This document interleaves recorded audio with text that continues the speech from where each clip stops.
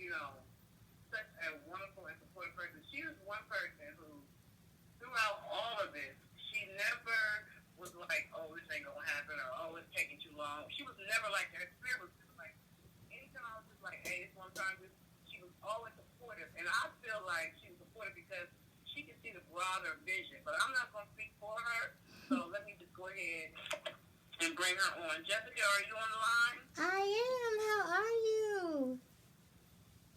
What's going on, Miss Jessica? It, Jessica. it's so good to be talking It's to so, you. I know. I don't even think we've, I don't think I've seen you, or I don't think we've like actually talked for, it's been a long time. Yeah, too long. And we get so busy Yeah. with life and stuff, and then COVID hit, and it's like, you know what? I realize I need to make time for everybody, even if it's a 10-minute check in, Um, never, Mm-hmm. never want Yeah. to let that much time pass, again. I think a lot of people realize what 2020 has been about more than what we even realize. Like, everybody, when we was going into 2020, everybody was like, 2020, 2020, Right. yeah, we love it. Now we coming towards the end of 2020, we're like, Lord, help us. Please help us. 2020. Help us, Lord. And I think we started to realize the importance of relationships and family and people in our lives. People we was taking for granted. You know what I'm saying? And also, even the arts, because when you really think about it, in music and TV has kept us sane and united us. A lot of people get too busy to even watch TV or really appreciate it, with work and stuff. But now that things have slowed down and forced you to be in the house more, I even think that people have developed a deeper appreciation for the arts too. You're right. Right.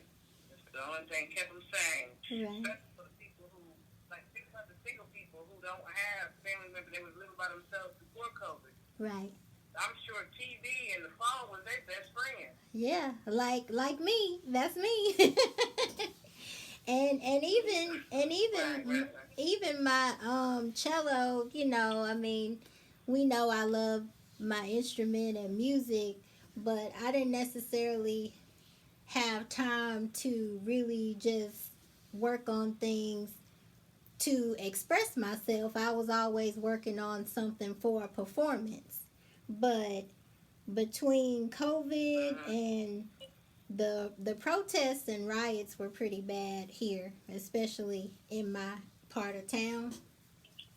And I Really, really. yeah, there are things there are places that are still boarded up now from the summer where they were looted or and so I found that's where the Marvin Gaye "What's Going On" came from, because that was the only song that kind of expressed how I felt, and I just was working on Mm-hmm. that for therapeutic reasons, not even for entertainment, So COVID in 2020 brought on a lot. It's so crazy to me. It was like, I had been living in Atlanta on and off for 20 years. So my kids were born right there in Atlanta. One of them was born at South DeKalb Mall, and the other one was born at North DeKalb. South DeKalb Mall. Southern Regional Hospital. I was at Yeah. Southern Regional Hospital. At one point, at Southern Regional Hospital, and the other one born at North DeKalb Hospital. So Okay. I've been in and out of Atlanta for years. Yeah. And it's so wild that when God told me it was time for me to come home, I was fighting it, not understanding that He was trying to put me He was trying to get me stable because of what was to come. Mhm. I need to be, where I was going to be when this change started, and I didn't know that. But you really gotta be obedient, your spirit man and what you hear God telling you. You sure do. And not be like, I don't wanna. Right. Yeah. You sure do. Yeah. So I'm trying to remember how exactly did you become part of the film This Can't Be Love. I'm trying to remember. I don't remember you actually coming to the audition that we had at Clayton County Law. So I'm trying to remember how did that come about? I saw the posting, I think, for the audition on a private audition page on Facebook. And so I submitted for it, and you sent a time, date, and location to come somewhere, but that was actually our meeting at the restaurant. And so I was prepared to And so then we were talking. It was me, you, and some other people who were a part of the film, and we were talking, I guess, about past, acting opportunities. And then that's when you realized I was in Angela's play. And you were like, you know my sister? I'm like, yes, that's where I started. So then, you were like, okay, well, I like what you all, you liked our conversation, everybody there. So you said we would be a part of the film later. But then Angela had another play, and you came and saw me in it. So that was kind of like my audition for you, because you got to see me act in Angela's play. So you did see me act before we filmed. But yeah, I didn't know about the formal audition that you had. Yeah, because you know what it was? I think that I had already completed that, and there were still characters that I still had left to fill. Like, when I actually did that audition at Clayton County Library, like 100 people, literally 100 people showed up. And so I had auditions for all those different people, and I selected the ones that got selected. They ended up getting changed, but most of them I selected. And then at that, now I remember the restaurant, right, with Nina and was Kelvin there too?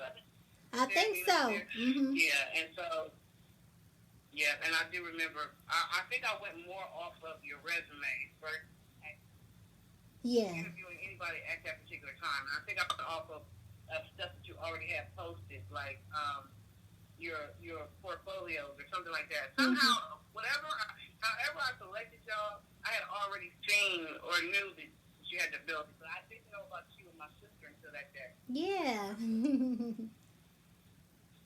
Yeah.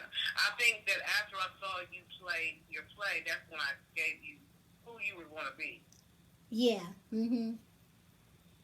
Yeah. That's simple. Okay. So that's awesome. So tell me, what was your thoughts about? Have you seen the movie now that it's been out and released? Have you seen it from beginning to end? Yeah. I thought it was great. 'Cause remember I saw it. I came to the premiere. What am I thinking? You came to the premiere. I forgot. I think that's the last time I saw you. I got to see you in person. Yeah.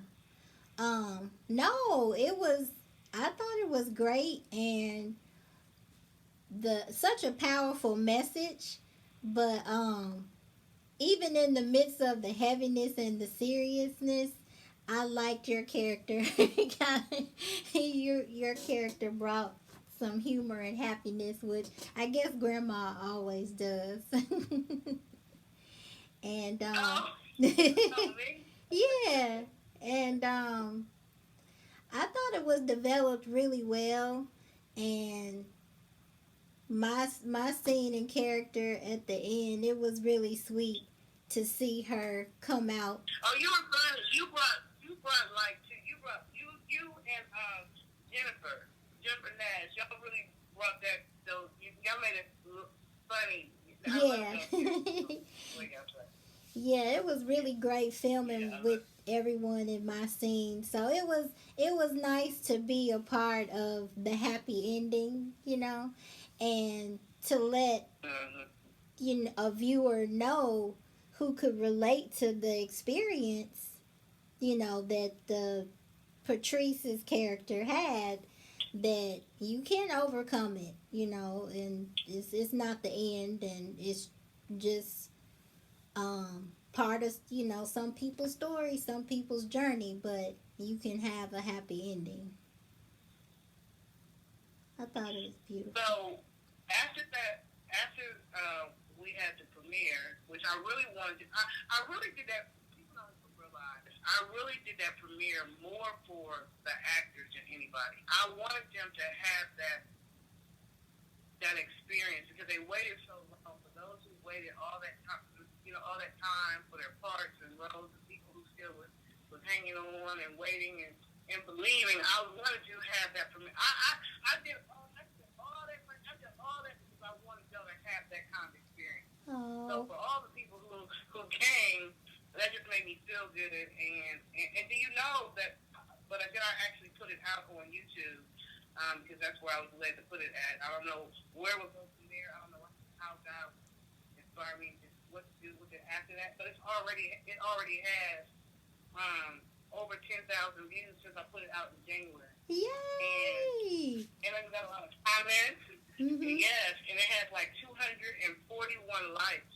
So people are, and it has so many, a lot of comments. People are taking time to comment their thoughts or react in some kind of way. So that lets you know that Yeah. this movie project, was bigger than us for Yeah. all that time it took. Right. Yeah. I'm so thankful that you completed it, cuz like I said, I was just honored to be a part of such a beautiful, powerful message that needed to be illustrated the way that you produced it.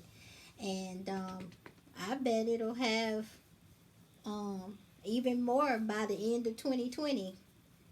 We need to figure out some other I platform. believe so because just the numbers are increasing. It seems like on a daily basis. So Yeah. people must be sharing it, and you know what I'm saying. I Hmm. mean, because I always felt like it was a story that was going to touch people's lives, or Yeah. whatever. So, but enough about the movie. Let's talk about you for a minute. I want to get into Miss Jessica Victoria Steele, and I'm trying to remember. So Victoria was actually your name in the movie too. Yeah, that was my character. So I felt like that was a divine sign. My dad would say divine synchronicity.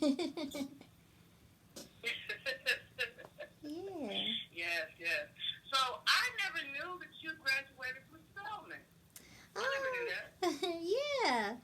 The year 2000, that's my beloved alma mater, and I majored in French. And I studied music. I studied the cello there. I studied abroad in Paris for a semester. I studied French, and I studied music at a conservatory in Paris. So yes, I love Spelman. It's the best school ever. So, okay, French is my favorite freaking language. In fact, if things ever go back to somewhat a normal state where I can travel out of the country, it is my prayer. And I just want to say this to y'all in France, in case y'all hear this, Paris, because I know I got people listening in other countries. I want to come to Paris. So can you Yay! please say something to me in French? Can you speak to me Oh, in French, please? let's see. Merci beaucoup d'opportunité pour d'être en votre film. Um, je vous adore, je vous respecte beaucoup et je vous apprécie beaucoup. so I Awesome. Okay, so what you say? so I said thank you for the opportunity to be in your film, and I love, respect, and appreciate you so very much. So you also speak Spanish. Can you also interpret this to say the same thing? Ok. Muchísimas gracias para estar en su película y le aprecio, le encanta y le gusta mucho. So yeah, same thing. Awesome. Which one do you think is the most difficult to learn, and which do you think is the easiest to translate from the English language? You know, do the interpretation from English to Spanish, English to Spanish or English to French. Which one is the easiest, and which one is the most difficult? You know. I think French is closer to English. 40% of English actually comes from French. But I think because the United States is really an extension of, the Latin countries, um, we're exposed to Spanish more. So we hear it more. So it might be easier for an American to pick up Spanish because you have more access to it. But language wise, I think language wise, it's a fact that French and English are more similar. But there's similarities between all of them. French was my first second language, and then I learned Spanish. But I was able to pick up the Spanish faster because of my French. Okay. And what made you want to major in that? Like, you don't hear a lot of people. I people majoring in, in another language. Like, what made you decide? You know what? I'm going to Spelman, and when I get there, I'm going to major in a few things. But French is going to be one of them. Like, what made you decide that?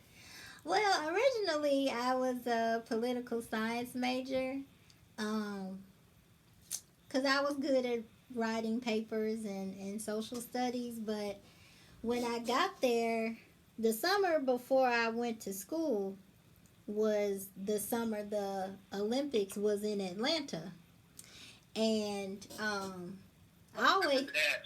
the 96 Olympics. And so a lot of the games took place near Spelman and Ed Morehouse, and every day I'm going crazy because I'm going to college and they're running by my school. And so that was the first time I noticed that in the Olympics everything was announced in French and English. And I always liked French and wanted to learn it better and go to Paris, but I never thought to major in it. So I was like, Mom, if I spoke French, I could talk to a lot of people and help a lot of people with things. And she was like, yeah, baby, that's right. Just whatever. And so when we got to school, we had to take foreign language placement tests, and I placed out of the prerequisites. So that's when I realized I was really good at it. So middle of freshman year, I changed my major to French and decided I wanted to be a French teacher to make learning languages, easier, and let people know that they can not be a native speaker and major in this and do great things with it. Awesome, amazing. So take us also to your, I want to make sure I'm pronouncing it right. Cellist or cello. Mm-hmm. Cellist. Mm-hmm. So you began playing at the age of 10? Yeah. The orchestra teacher came to our school to introduce strings, and it was love at first ear, I always say, because I had seen a violin before, but I had never seen or heard a cello, and I just thought it was the most interesting, fascinating thing I had ever seen in my life. So I came home, was like, Mom, can I play the cello? And I think a lot of kids wanted to play it, but I had long fingers. So when we, I guess, were fitted for the instruments, I got selected to play the cello because I had the fingers for it. So I've been playing ever since. So you're not originally from Atlanta, though, right? Where are you originally from? I'm originally from Memphis, Tennessee. That's right around the corner, though. That ain't nothing down the way. That's through the woods. Yeah. Do you get to go back there and play like in any of their musical? Um, I don't know. So how do you use that with their stuff? Like how do you perform? Like do they have like choruses or something? Like how do you get to play with how do you get to play? Like how do you use it? Well, I definitely play at weddings or special events. Um, I play with different orchestras. A very popular orchestra here, Stillwater Symphonia Orchestra, under the directorship of Dr. David Robinson. He's a Morehouse graduate, and when I was in undergrad, he would come and play in our orchestra as an extra. So since I've been back in Atlanta, I've played as an extra in his orchestra. It's a youth orchestra, but they do major events. I recently performed at an event with Orchestra Noir, which is a professional black orchestra here in Atlanta. And Sunday and Saturday, I'll be recording on a gospel album. So, kind of just from Oh wow! you get one gig and then get referred to another, and the internet definitely helps to put videos out there. People contact me from just looking at my Instagram and see what I've put out there. So that's kind of how it works. I love that picture of you. Actually, it looks like you're in the park and you're playing it. You're sitting down on a bench. I think that is an absolutely beautiful picture Oh, of you. And yeah, that's a beautiful picture. I think that's a beautiful picture. thank So, you. you're also a model, right? Yeah, I have entered into that realm.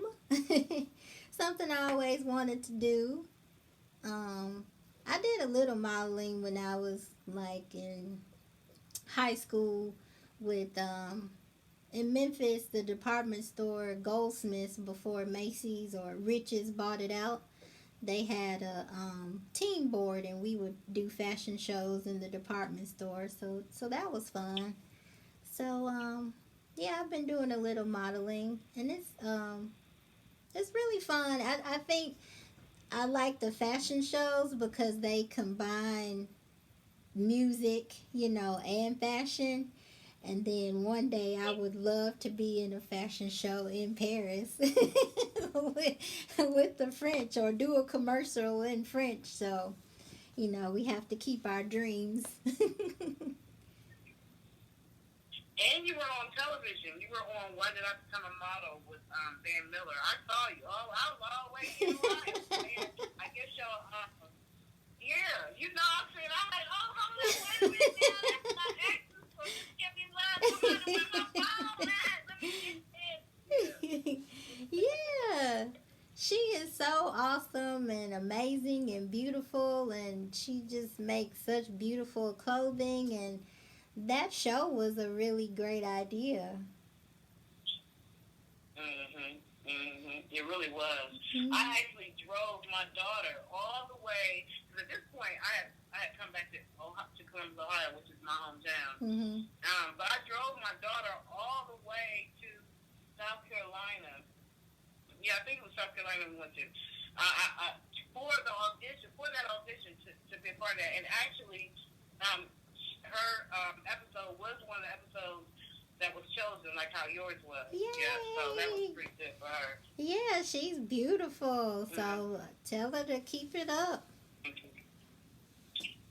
Yeah, she's definitely a tough cookie, But before we left Atlanta, she was diagnosed with lupus, and so for a young girl, that that can be devastating. But my daughter, she She got the strong will of her mama and her daddy mixed. So That's she's a good. fighter, and she's been doing really good. Yeah. Mm-hmm. Yeah, hang in Yeah, there, and you're a role model yourself.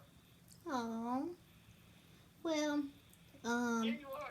I had some I think I told Angela about it. I had some distractions from the devil that you would call health problems. But you just have to be thankful that you found out about it so you can know how to deal with it, treat it, and always believe that it can be healed, and don't let it set you back or discourage you. Right. Yeah. So I think if I remember correctly, from that interview that you had on um, Why Did I Become a Model, and I believe I seen it on Amazon Prime, but I think it also was on Fox TV, wasn't it? Like, wasn't some of it air on Fox TV too? Yes, I think the original show was on Fox, but not my episode, I don't believe. I think she's had like three different rounds or groups of models. So, I don't think I was on the Fox one, but yeah, it was on Fox Well, TV, I and know it, you definitely was on. yeah, it's on You was Amazon. Yeah, definitely on Amazon mhm, Prime. yeah, which both are that's Oh, huge. huh? That's huge. I was really amazed. Yeah, it was. I was all the way in Ohio watching it. So, if I'm not mistaken, from that interview, and I think you just said it as well. So you were a teacher too, like Yes, you taught. yes. I teach French and Spanish and English as a second language, and this is my 21st year teaching. Wow. So, are you college? Your elementary school? Your like what age? What age? In my career, I have taught kindergarten through college levels students, but I currently teach middle school. How you deal with them little starting those kids? We have fun. I have fun with my little ones. You just I want to be the class and the teacher that teaches them something but doesn't stress them out about it, you know? And we can Mm-hmm. have fun Mm-hmm. learning, and I can hold you accountable without making you feel bad about yourself and adding more stress to your life too. So, um and then because I teach languages but I play instrument, it's nice to um, connect with the students that are musicians or sing, and special performances like Hispanic Heritage Month or Black History Month or International Festival will play together, and so it's all great. It's all good. It's a good experience and good feeling to be a teacher to that, especially that age group, because they're just coming into Yeah, you said themselves. that's so good. Yeah. Because during that age is when they start to, you know, they're in their middle school is like sixth grade to like eighth grade, Yes. right? Yes. Mm-hmm. That's when they some of them are still in that baby area, but Ye- they started to, you know, puberty starting to come. Right. Yeah. They're figuring it out. They're discovering and exploring the world and mainly themselves. So it's you have to be sensitive, to what they're going through at that age of development. But it's good to be there for Right. them. Mhm. You right. You can't tell them go sit the hell down. You gotta be nice to them. Like, Right, yeah. But, you might have to be stern, but you can't just, like, brush them off, because in that moment you don't know what they're having a meltdown about, so yeah. And that is so true. Like, as we go back to this movie, This Can't Be Love, the child is the young girl who's going through what she's going through. She's young. So you're right. Children don't always tell adults what they're going through. Right. You know what I'm saying? Right. Like, for me, when I was going through abuse, I was not telling the adults at school what was going on with me, because in my mind, I had to protect what was going on in my home. You better not tell nobody. Don't be telling people my business. Right. But I wasn't telling people, even though they could tell that something was going on. You know what I'm saying? So I'm imagining that same thing. Have you ever had that kind of situation where you knew something was going on? Yeah. And you have to be real comforting and pick your battles. Like, if they're not turning in their homework or participating, be sensitive to that. And sometimes what I'll do, I'll just make a general statement, and often at the beginning of the year, if you're having a bad day, just let me know. Just say, hey, Miss Steele, I need to step out, and have a moment for a minute. That's okay. Just try not to, blow up or whatever. And they really appreciate that. And sometimes they'll say they're having a moment, or they'll say, can I go talk to the counselor? And or sometimes, they'll even tell me, and if it's something, severe, or something we need to be on standby about, we're obligated to report it, to the counselor and administration. But sometimes they just need to talk in general and know that somebody cares, and that helps them survive whatever they're dealing with. Have you ever in your 21 years had a case that ended up having to go to the children's services level?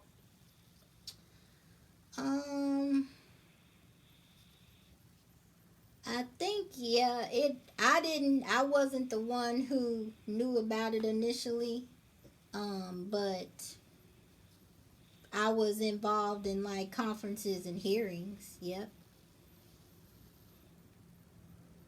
I think that a lot of times the teachers are some of the first ones to actually notice the abusive situations. Like, for me, my teacher was the one who knew that I wasn't being fed. Like, she was the one who, when I would get to school in the morning, I was actually in elementary at this point, I was not in middle school.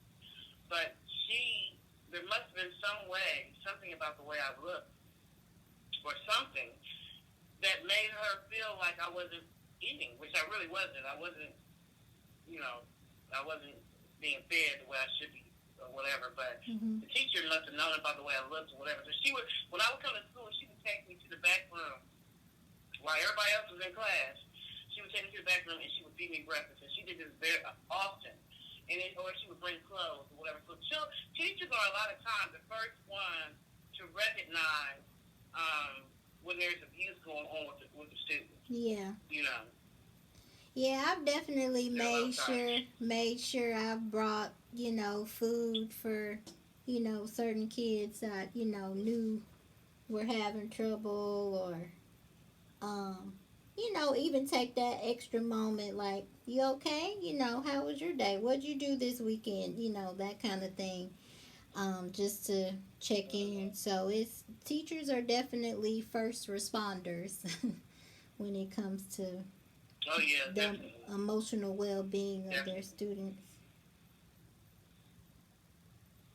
Definitely, because if you think about it, when I think now, when I look at all these authors who coming out, these women, because more women than men are not really coming out that much. Yeah.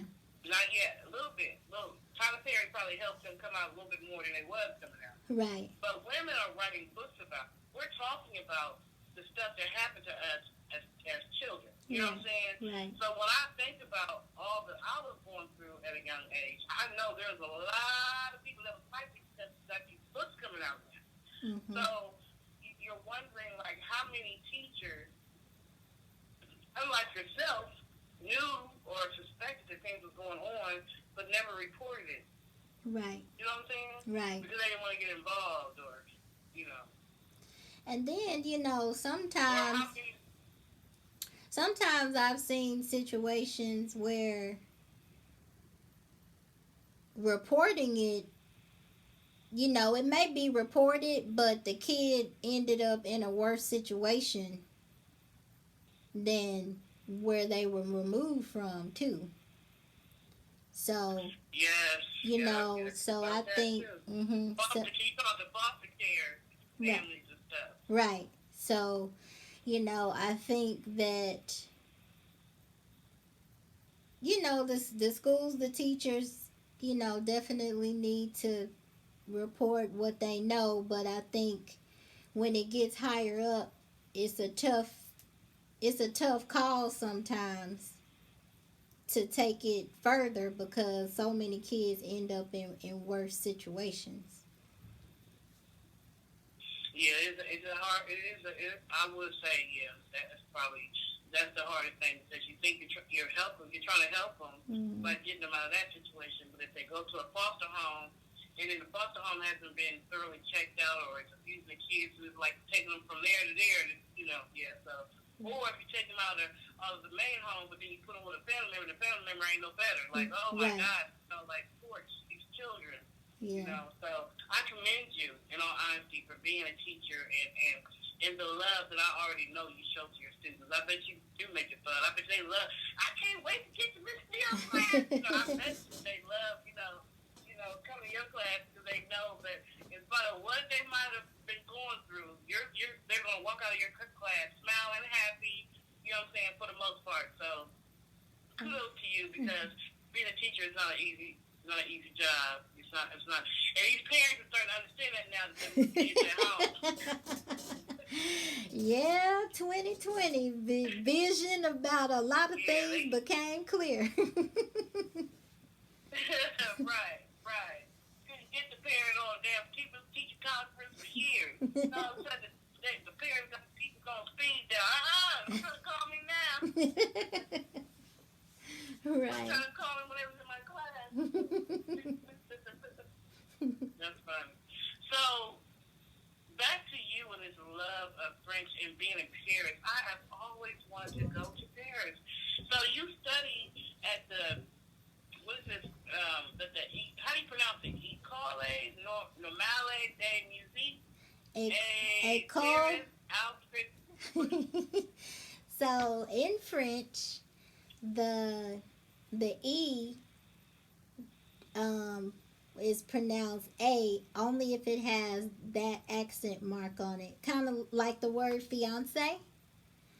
So fiance is a French word that we borrowed in English, and it's pronounced fiance because of that accent mark on the E.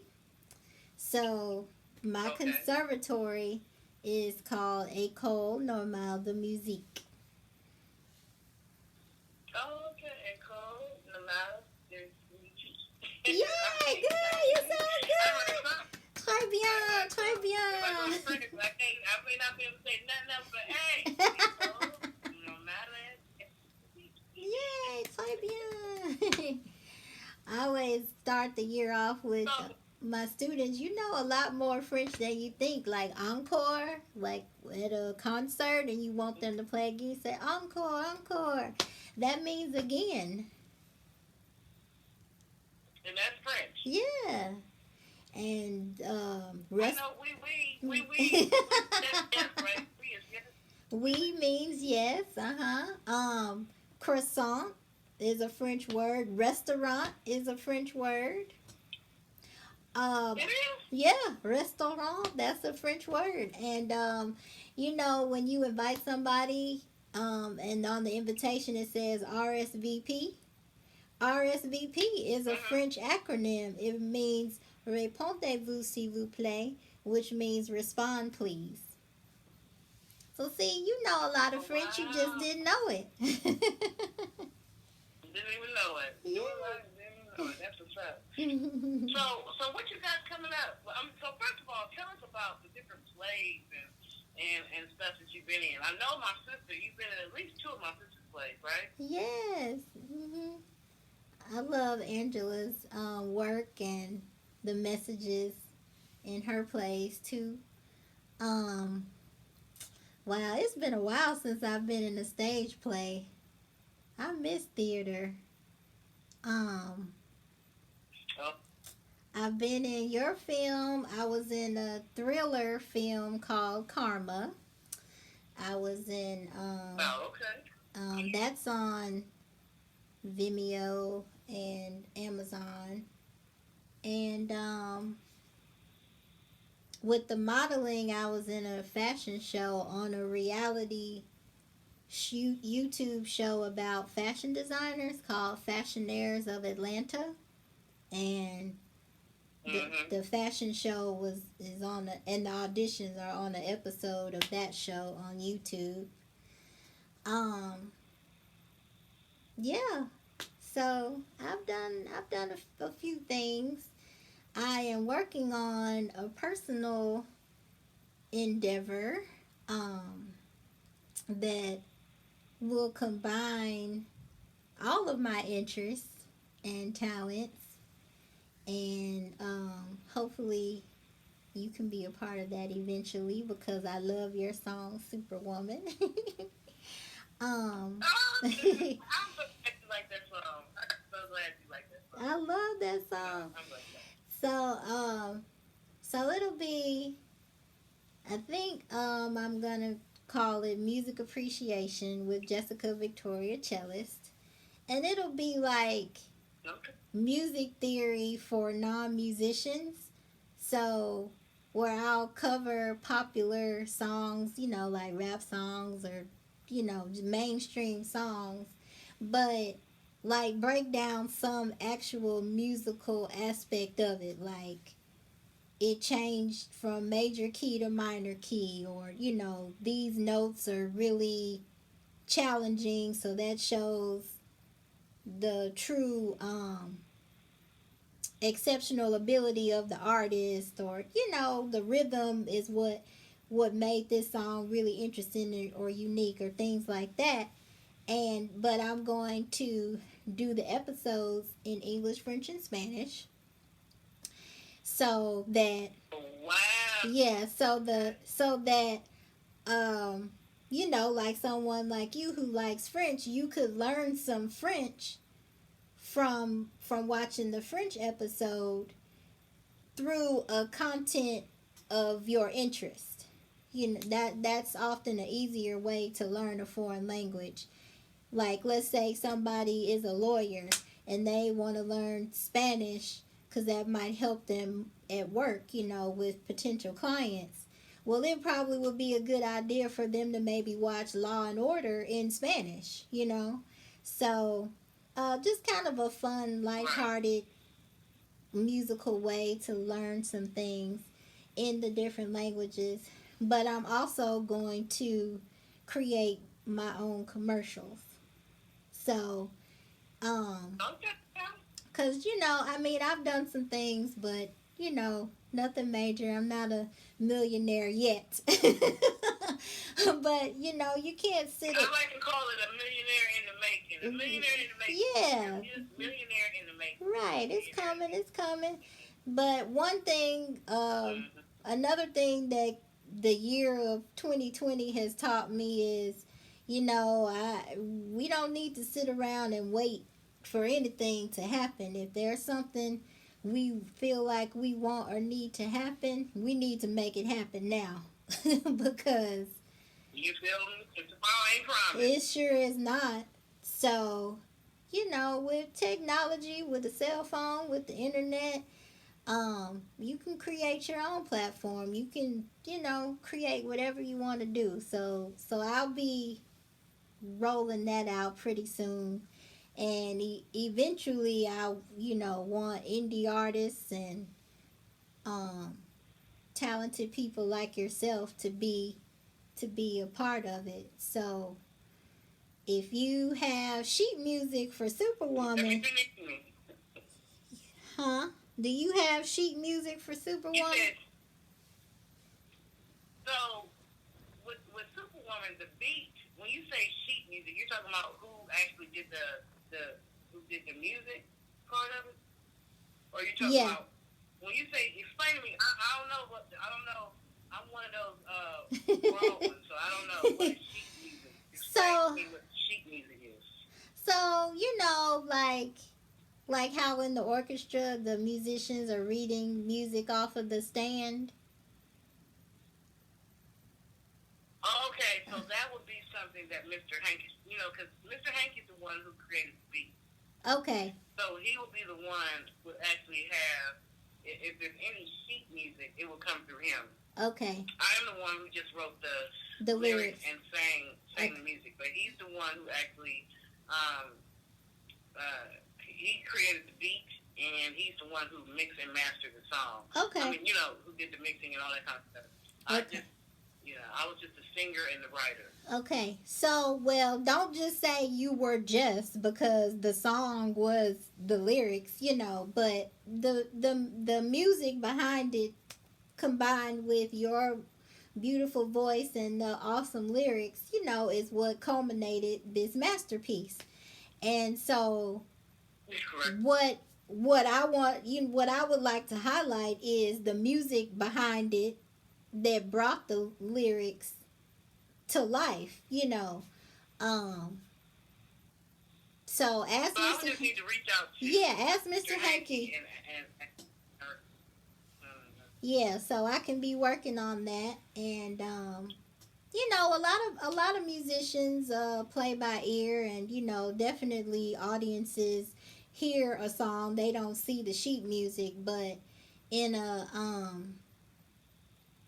a formal musical setting, if somebody didn't know your song, and like let's say they're performing your song at the music award shows, BET Awards, we gonna speak that into existence right here, right now, today.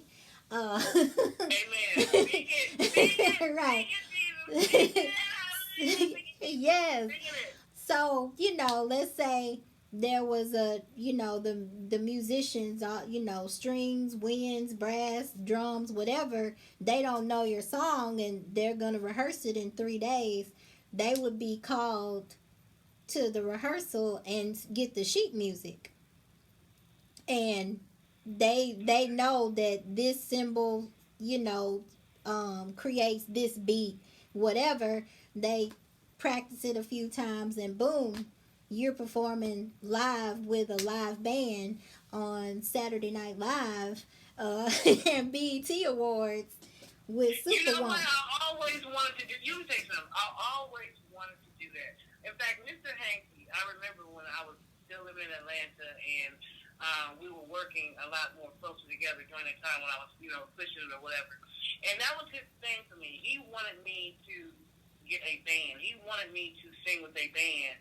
But it's just like, I think that what I was understanding of what he wanted and what he was thinking probably wasn't the same. But that's what he said. He was just like, you need to find a band. You need to find a band. So for you to even say that, that would be so cool to be able to find a band to actually create that whole beat and be able to sing Superwoman to it. Like, that would be what's up. And, and whatever other kind of music. Because, I like to perform. Get me on stage with a band, baby. It's over and done. Right. I like being on the stage. Yeah. I'm like, you know how Beyonce said she becomes Sasha Fierce, you know what I'm saying? Yeah. I don't know who I become, but that's the truth. I love it. I love it. Yep. So we need to make that happen. So I need you to get in contact with Mr. Hanky, or put Mr. Hanky in contact with me, because you're gonna be on an episode featuring Superwoman, because that's my song. I listen to that song a lot. Just I'm like, it's a Superwoman kind of moment. I need this song to get me through.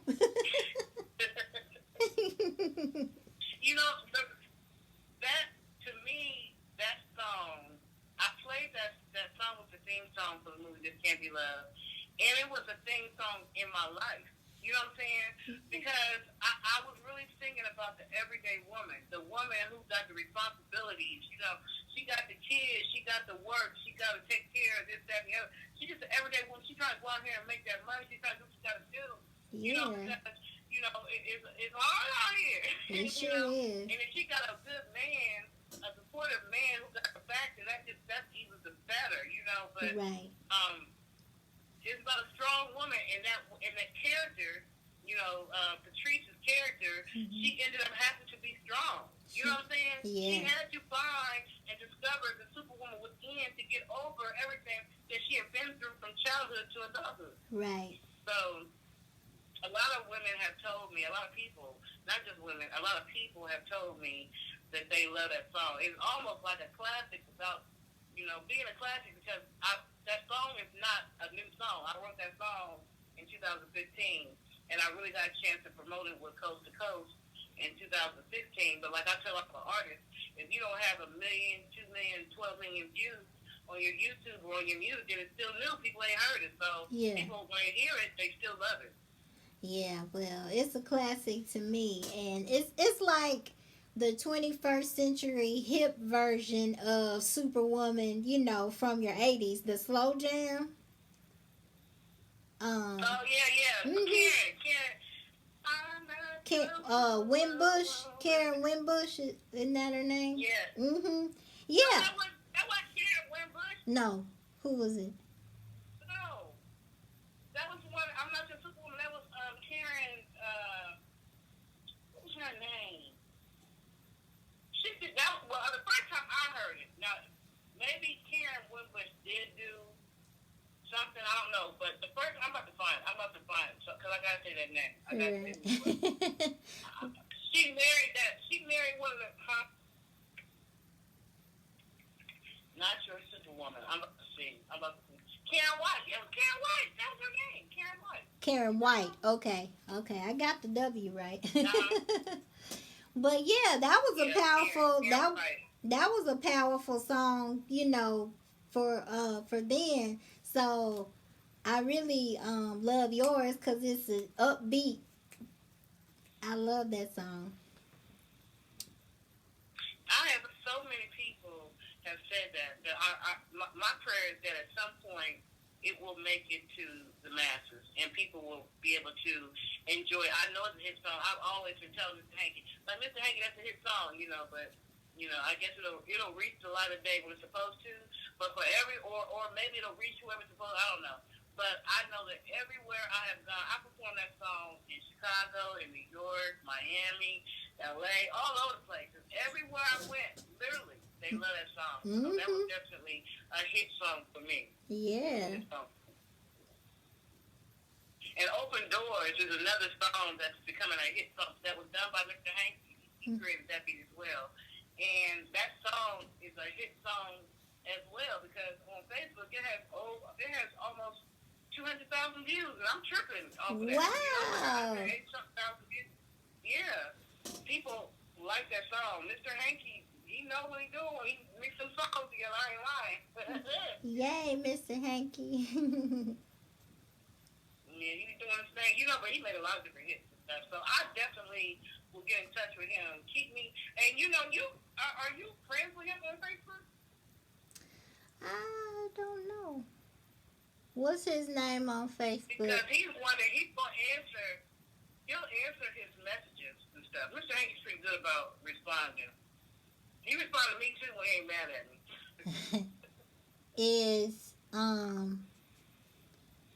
Hankey, Mr. Hankey, is that his name on Facebook? So when you know you to find him on Facebook, his name is Corey. You can see Corey. It's Corey Corey, and then Hankey, and then Denard Dennard. So it's Corey, and then Hankey Denard. Denard. Okay. Well, I'm gonna send him. Do you see him? Yeah, I sent him a friend request. So tell him I'm not a crazy person. I'm on my thing right now. You know what? I'm gonna go to his thing, and I'm going to send him a message, and I'm going to tell him that you are trying to get in touch with him about the music. So hold on one second.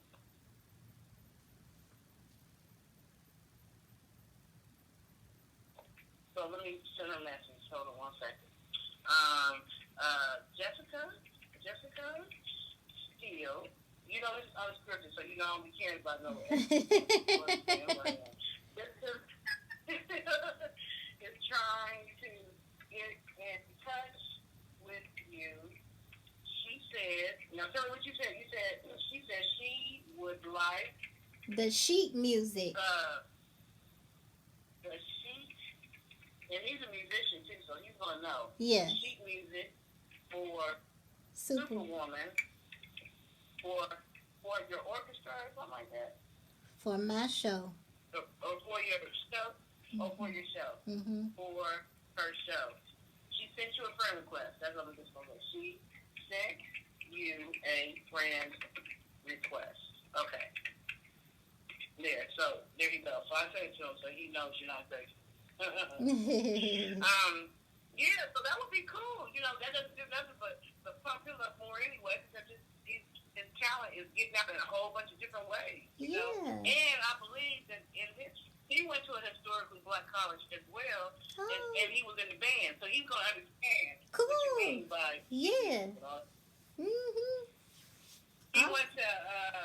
he studied music education at Southern University. Oh, wow. Awesome. Yeah, they have an amazing band. Yeah. So I'm curious, when you were at Spelman, did you join a sorority? I did not join in undergrad. I did grad chapter after I graduated. So I didn't pledge at Spelman. Okay. Okay, so which sorority are you? Alpha Kappa Alpha Sorority Incorporated. Okay, so Alpha Kappa Alpha, that's not like a Delta or a... No, that's AKA. That's AKA. AKA, yeah. The first. Oh, okay. What's your color? Pink and green. Are y'all pink and what? Pink and green. Pink and green, yeah. Okay.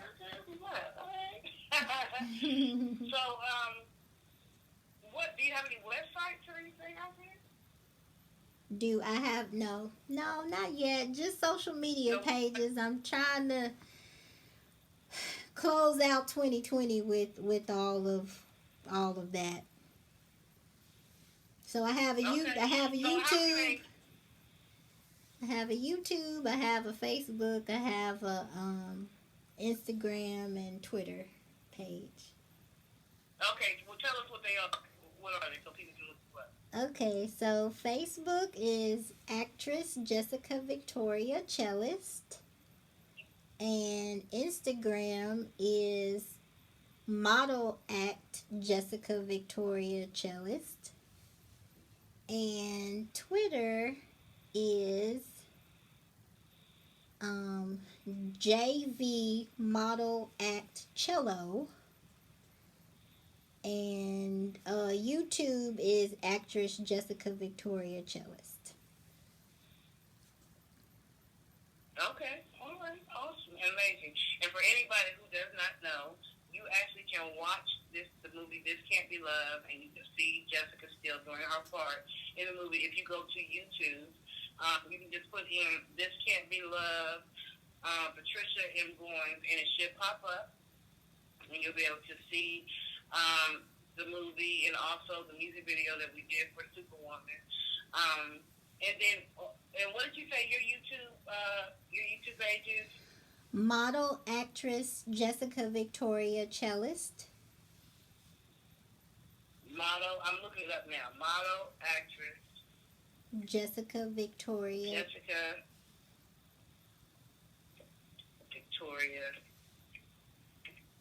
Cellist. And you said cellist. Let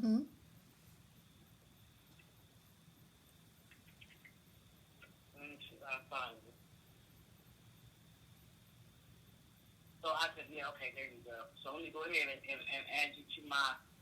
Let me go ahead and subscribe. Yes, ma'am. So go ahead and keep up with Miss Jessica Steele, actress, model, music in the house. Yes, yes, yes.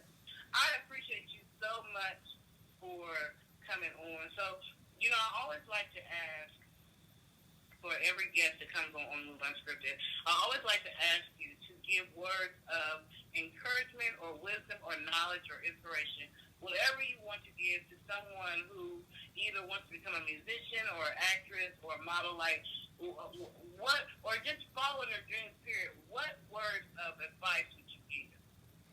Do not wait. Do not put off your dreams. Whatever you want to pursue, pursue it. Right now, your skin is fine. Your weight is fine. Your height is fine. You don't need $1,000,000 to pursue your dreams. Use the resources that you have and make it happen. The right time, the right time is now. Right. Because you'll never feel like it's the right time if you're waiting for the right time. Right. You'll never be skinny enough if you're waiting to be skinny. You'll never be, cute enough if you're waiting for your face to clear up or your hair to get longer or your butt to get bigger or your breasts to get bigger. I don't know what you're waiting on. Right. It's true. When I first started out, I had taken a vaccination for a job pursuit that ended up not working out, and I had a terrible allergic reaction to it that adversely affected my skin. Like, without makeup, I looked like Freddy Krueger. That's how bad my skin was. And it was so... Wow. And I don't even know why I was even brave enough to go on auditions and stuff. I would put on makeup and, cover up best I could. And I was probably at a new dermatologist every month, and definitely a lot of prayer. But it really helped me through that time, how I was embraced by the theatrical community. Primarily Angela, your sister, and then just all different encounters throughout, like with modeling, with the opera, and you just have these conversations with different people who you think look beautiful and perfect, and they're like, oh yeah, I have bad skin and I did this, or I just don't care anymore, or on stage or with the makeup, it doesn't matter anyway, and blah blah blah. And you almost bonded through these imperfections. And even the person who you thought was a perfect size too, well, they wanted to be bigger, or they didn't think that their stomach was flat enough or whatever. So don't put off anything. If it's in your spirit to pursue this, then that's God telling you to do it, and he'll get you there. He'll take you through. And I probably had more opportunities when I felt like I didn't look as good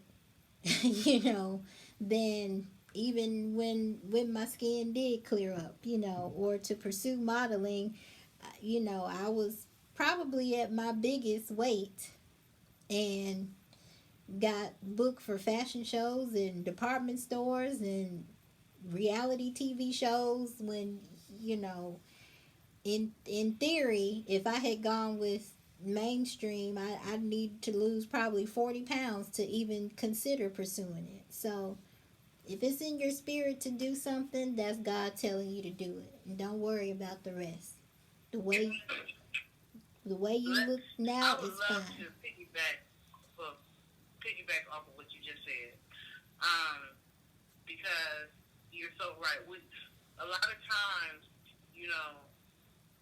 physical imperfections that may have come through whatever kind of way, can make you feel like, oh, I'm not going to be able to compete. I remember after I had done I was in Chicago, and after I had done the move,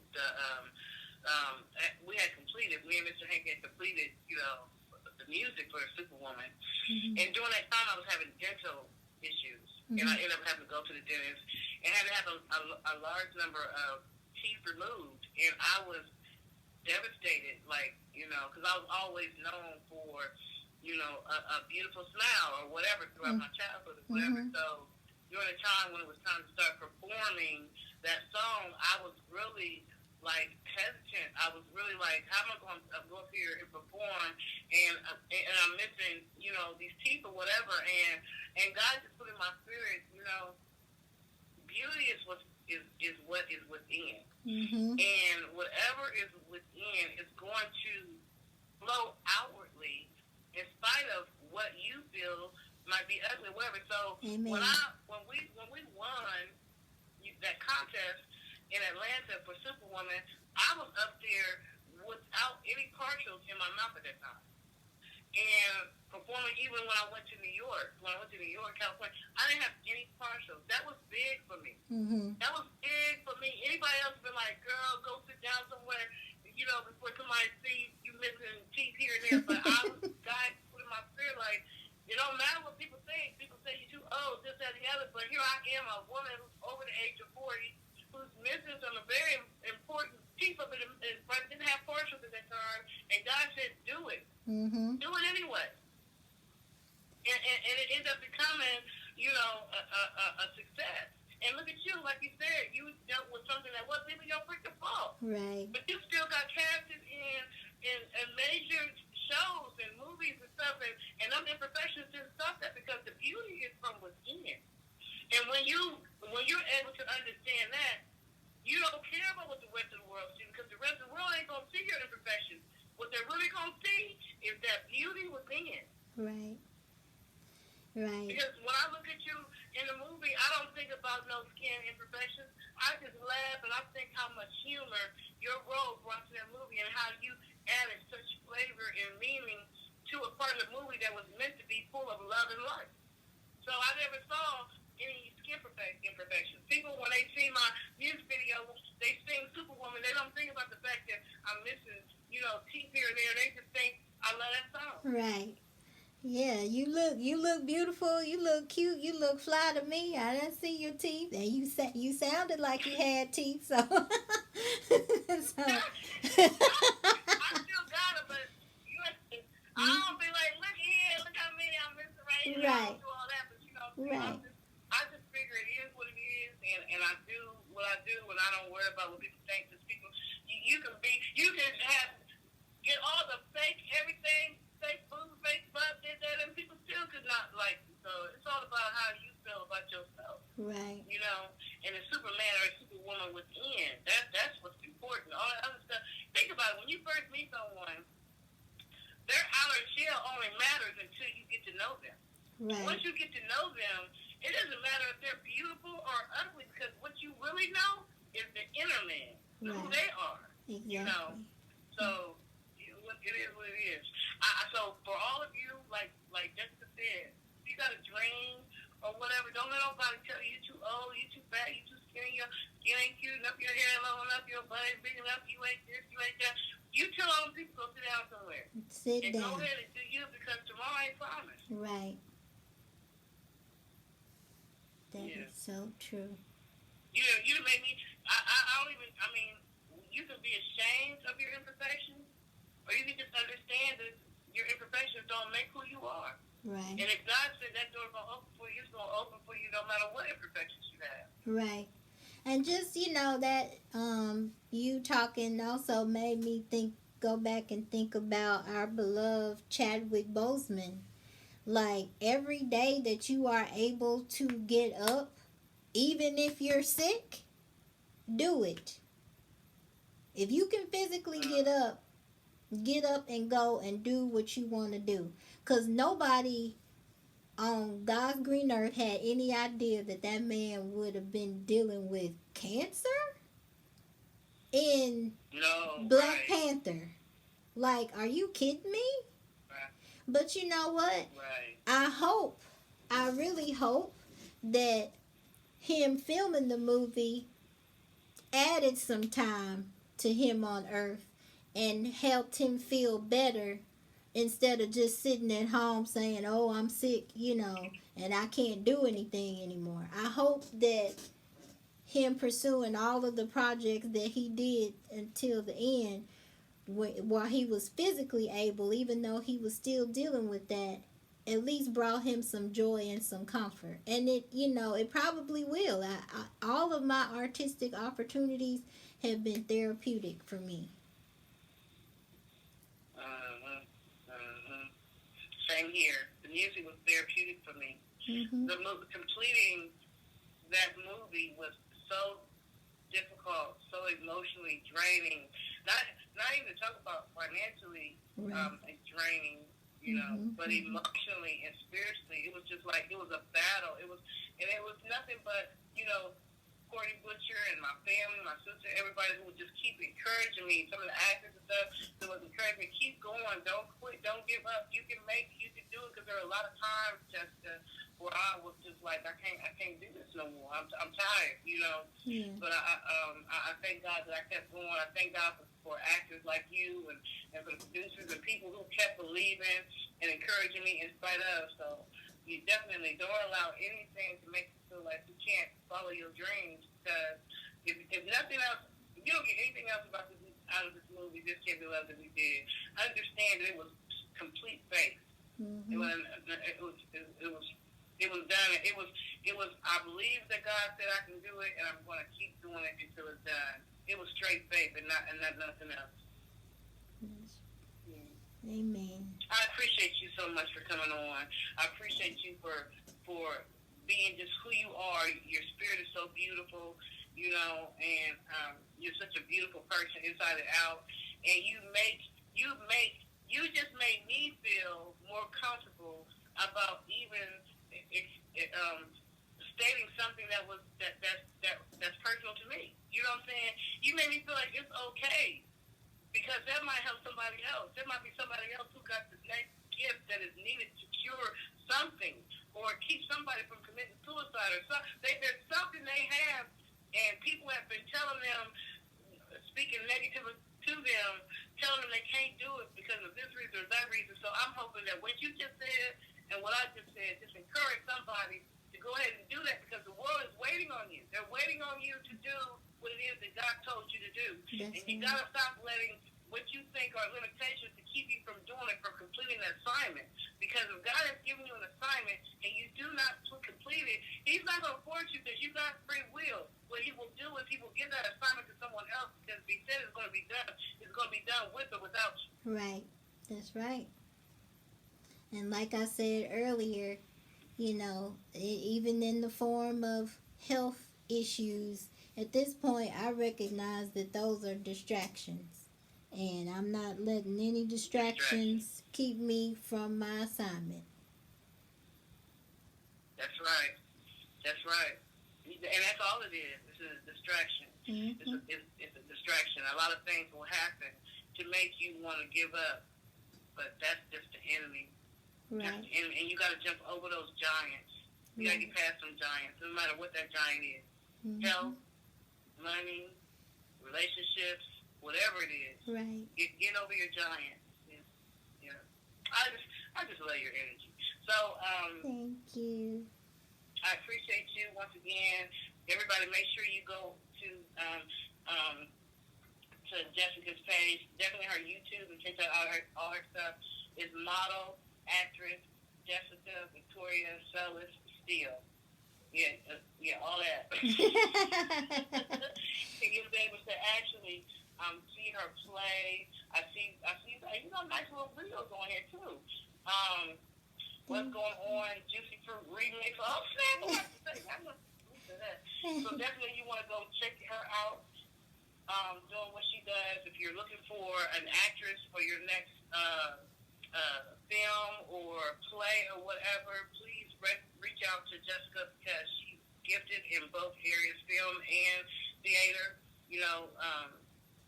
And she's a pleasure to work with. I wish you much success, Jessica Victoria Steele. Thank you for being a part of this movie that I pray will touch millions, heal many, inspire most, and help a lot. I thank you for being a part of it, and I wish you much success in all that you do. definitely we will reach out to Mr. Hankey, even if we have to stalk him till he responds, and let him know that we need Mr. Superwoman. No, he's pretty cool. He'll get back to us. He'll get back to us. Well, thank you for That's the one thing I can say about him. yeah. Well, thank you for allowing me to be a part of your beautiful project and your newest show. And I'm excited about us collaborating again soon. Yeah, I'm looking forward to it because, you know, you just never know what doors open. You never know what doors open. You just never know. You never know who can open the next door for your next whatever level you're supposed to go to or whatever. You just never know. So for me, that's an open door because that's someone taking something that I created with someone and turning it either to another entity. That's cool. I love it. Yeah. It's up to me. I love it. Well, you have a wonderful day out there in Atlanta. Is it raining out there? No, we had, the hurricane yesterday. So the rain is gone. A lot of people are still without power. But it was sunny. It got cold. It cooled down, but it's not raining. Oh, okay. Well, I'm definitely Atlanta is my second home. We're actually planning on coming out there in January for the Moody Gala pre-Grammy event. I don't know if you've seen me promoting it, but it's going to be a nice event. If you want to stop by, you can always go to, I think it's www.themoody, MODDY, gala.com to get tickets. Okay. We're also doing we're doing a contest too. We're trying to find the next biggest artist that's going to open for that event. Mm-hmm. So if you know of any artists out there who are musicians who have a music video and they want to enter the contest, tell them to go to aroundtheworldmedia.com. That's AROUNDTHE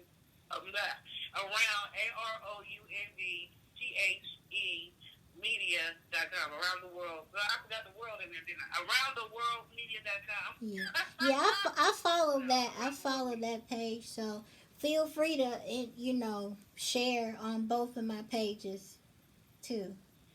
Tag me to promote. You even built a profile on aroundtheworldmedia.com, didn't you? Oh yeah, I sure did. Yeah. I sure did. Okay. I sure will, and I appreciate you for always being supportive, for continuing. After all these years, you're still just as supportive as you was when I first met you at the restaurant. So I thank you, and I appreciate you, and I wish you many blessings, many blessings. Thank you. That's who I am on the inside. Everybody's cheerleader. Yes, you are. That was Jessica Victoria Steele. Make sure you check her out. And make sure y'all tune back in with us tomorrow when we have our show with Scheme Beats Radio Music Review. We got a guest coming on or whatever, so we'll see y'all again tomorrow, 8 p.m. Eastern Standard Time, same channel. But until then, we're going to roll out of here with some open doors because, this is the season for open doors, y'all. Another shift is coming, and I believe it's a shift of open doors where dreams and visions and goals are starting to come to pass in the middle of the pandemic. God, we can't limit God. Don't put God in a box. Right. Until next time, I'll see you, Jessica. Much love to you, boo. Bye-bye. Take care.